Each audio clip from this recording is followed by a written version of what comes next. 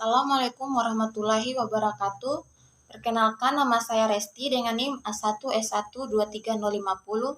Saya perwakilan dari kelompok 3 dengan judul makalah yaitu manajemen pemasaran. Langsung saja ke materinya, pengenalan pasar saham.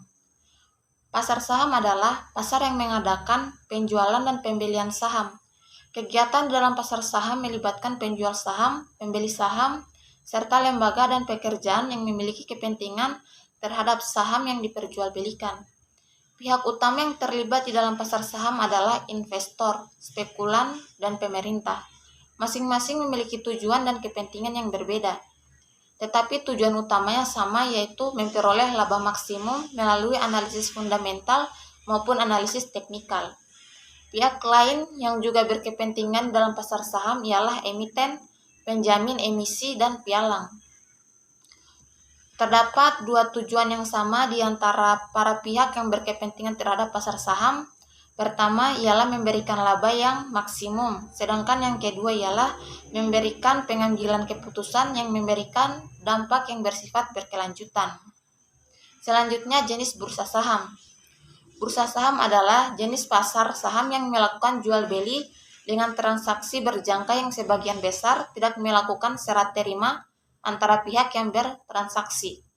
Aset yang diperjualbelikan di dalam bursa saham tidak miliki secara langsung.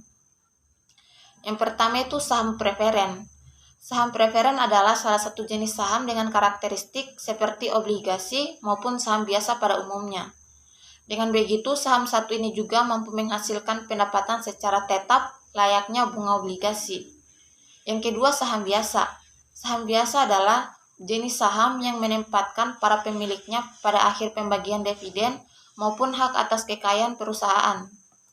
Dalam hal ini, nantinya dividen tersebut akan mereka bayarkan apabila perusahaan sudah mendapatkan keuntungan atau laba.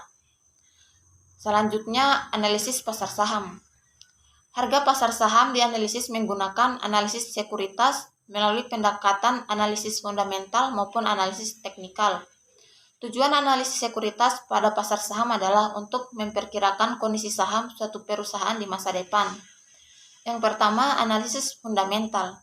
Analisis fundamental merupakan salah satu cara untuk melakukan investasi di pasar saham. Metode analisis yang terbagi menjadi dua, yaitu analisis informasi laba atau analisis arus kas. Yang kedua, analisis teknikal. Analisis teknikal merupakan salah satu teknik analisis dalam mengetahui kekuatan pasar di dalam pasar saham dan akibat yang ditimbulkannya terhadap perubahan harga saham. Selanjutnya, resiko investasi di pasar saham. Yang pertama, resiko kehilangan modal. Kedua, resiko likuiditas. Ketiga, resiko perusahaan. Materi selanjutnya, peran pasar saham. Peran pasar saham antara lain sebagai berikut. Yang pertama, indikator perubahan kegiatan bisnis.